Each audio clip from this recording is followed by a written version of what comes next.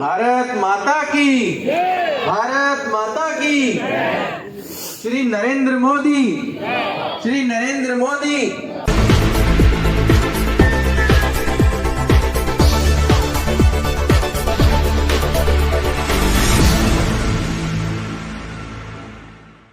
भारत माता की, भारत माता की।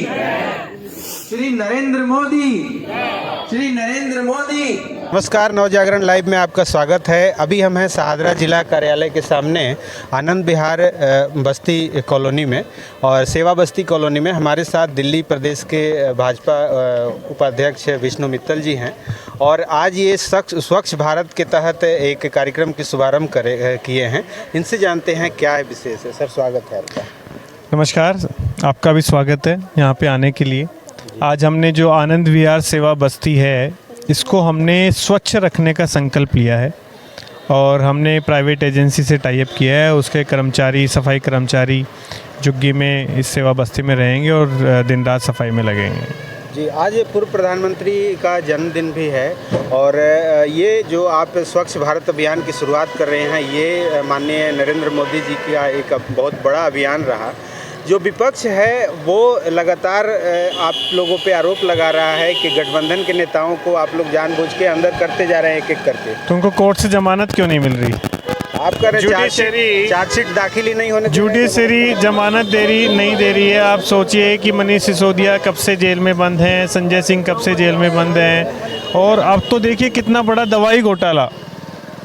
क्या क्या करोगे यार आप? जनता को कम से कम ऐसा तो मत करो कि नकली दवाइयाँ ही दे रहे हैं हम।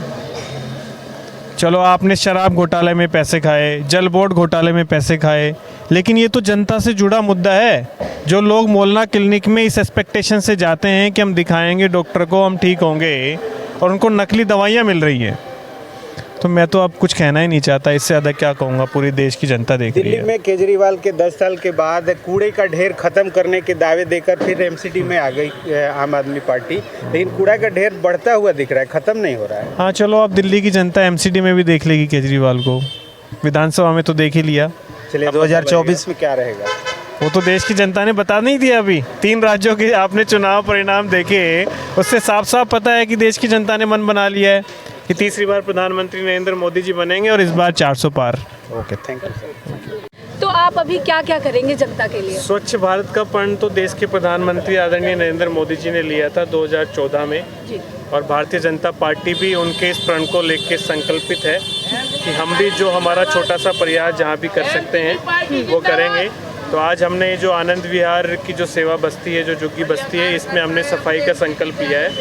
एक एजेंसी को हमने हायर किया है जिसने जिम्मेदारी ली है कि इस सेवा बस्ती में बिल्कुल साफ वो रखेंगे। हमारे निगम पार्षद और हमारे मंडल अध्यक्ष भी मौजूद हैं, तो इसी कार्यक्रम को शुरू कर रहे हैं। सर, जिस तरीके से रास्ता छोटे होने की वजह से गाड़ी नहीं जा पाती, आपने यहाँ पे एक ऐसा बनाया है जिसकी वजह से लोग अपने कचरे को आसानी से लोगों तक पहुँचा सके, तो इसमें कितना कार्यरत होगा इस काम को लेकर? मुझे लगता है कि हम 100% इसको साफ कर पाएंगे, और इस सेवा बस्ती को एक मॉडल बस्ती हम बना के लोगों के सामने रखेंगे कि इस तरीके की सफाई भी एक सेवा बस्ती में हो सकती है। और ये लोग देखिए, सबसे बड़ा रोल इन लोगों का है जो आज से काम शुरू करेंगे, और यहाँ के लोगों को भी हमने अवेयर करने की कोशिश की है कि आप लोग भी इनका साथ देंगे। तो ये अगर स्वच्छता रहेगी तो लोगों को हेल्थ से रिलेटेड भी समस्याएं भी नहीं होंगी। सर, जिस तरीके से भी लगातार पॉल्यूशन बहुत ज़्यादा स्तर पे है, तो क्या लगता है स्वच्छ भारत अभियान होगा तो पॉल्यूशन कम होगा? देखिए, पोल्यूशन तो केजरीवाल जी की देन है। आप देख ही रहे हो, 9 साल से लगातार सत्ता में हैं। जिस तरीके से वो हर बार यमुना की सफाई की बात करते हैं, उसी तरीके से हर बार उनका ये डायलॉग होता है कि अगली बार पोल्यूशन कम होगा। तो ये तो हम तो भारतीय जनता पार्टी तो कोशिश कर ही रही है, लेकिन दिल्ली सरकार को देखना चाहिए कि दिल्ली के लोगों के लिए क्या करें। सर, जिस तरीके से उज्ज्वला योजना की आपने बात की, हर घर टॉयलेट की बात की, और अब स्वच्छता की बात हो रही है, तो कहाँ तक ये सारी चीज़ें कार्यरत होंगी? आज देश में एक भी घर ऐसा नहीं जिसमें टॉयलेट ना हो। देश में ऐसा एक भी घर नहीं है जिसमें गैस का सिलेंडर और चूल्हा ना हो। तो देश के प्रधानमंत्री लगातार काम कर ही रहे हैं, और भारतीय जनता पार्टी के कार्यकर्ता भी उसी को आगे बढ़ा रहे हैं। सर, जिस तरीके से विपक्षी पार्टी लगातार कहती है कि महंगाई बहुत है, जिसकी वजह से लोग गैस सिलेंडर नहीं ले पाते हैं। विपक्षी पार्टियां तो है ही क्या, सब वो तो भ्रष्टाचार में डूबे हैं पूरी तरीके से। उनको तो रात में भी भ्रष्टाचार के सपने आते हैं। विपक्षी पार्टियां तो देश के बारे में सोच ही नहीं रही हैं। उनको तो ये है कि कैसे भी करके किस चीज़ में भ्रष्टाचार कर सकते हैं। सारे भ्रष्ट लोग एक जगह इकट्ठे हो गए हैं। आप देख रहे हो ना, इंडिया गठबंधन बना है, कौन लोग उसमें, वही सारे भ्रष्टाचारी इकट्ठे हो रखे हैं। लोग कह रहे हैं हम इंडिया गठबंधन जो बना है वो बहुत कार्यरत होगा 2024 में और मोदी जी को हटाएंगे। वो तो आपको अभी चुनाव जब का रिजल्ट आएगा तब पता लगेगा। देश की जनता ने मन बना लिया, इस बार भारतीय जनता पार्टी 400 से ज़्यादा सीटें जीतने वाली है। अभी 3 राज्यों के चुनाव परिणाम में साफ पता लग गया है कि क्या देश की जनता ईवीएम का खेल कहा जा रहा है। तो हमेशा ही कहते हैं ईवीएम का। कर्नाटक में जब जीते थे तब क्या हो गया था? तब ईवीएम में नहीं था। तेलंगाना में जीते हैं, वहाँ ईवीएम में नहीं थी। तो जहाँ वो जीत रहे हैं वहाँ पे कुछ नहीं, और जहाँ भारतीय जनता पार्टी जीती है वहाँ ईवीएम का खेल हो जाएगा। निश्चित तौर पर जनता हमारे साथ है और जनता के लिए किया जा रहा है। एक ही बात हम लोग हमेशा से कहते हैं कि भारतीय जनता पार्टी वो पार्टी है जो लोगों की सेवा करना जानती है। यहाँ वोट बैंक की राजनीति नहीं है कि वोट चाहिए इसलिए हमें सेवा कार्यों में जाना है। तो निश्चित तौर से जब हमने कैंपेनिंग के दौरान और वैसे भी राउंड्स में जब देखा जनता की ये समस्या है, तो उस समस्या को हमने दूर करने की कोशिश की। और ये हमारे लिए बहुत खुशी की बात है कि विष्णु मित्तल जी ने हमारे वार्ड की इस कॉलोनी में, हमारी जे बस्ती में ये काम की शुरुआत करी।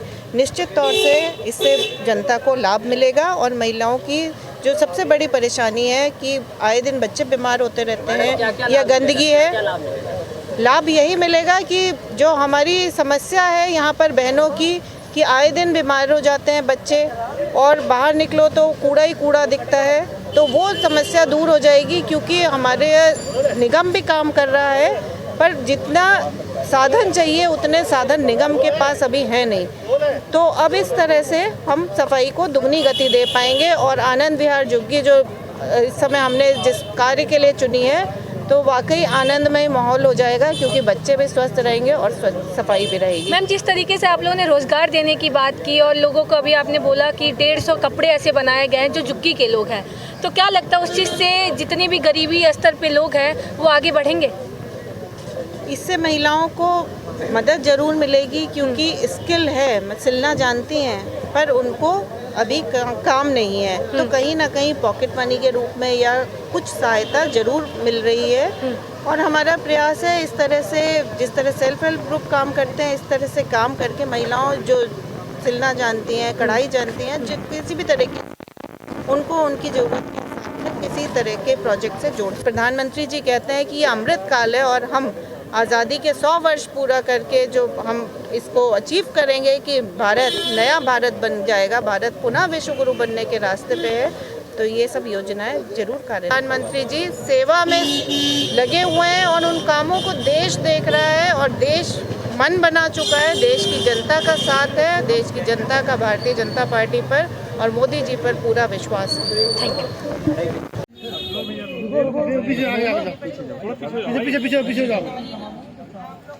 आज हम सभी इस कार्य की शुरुआत करने जा रहे हैं।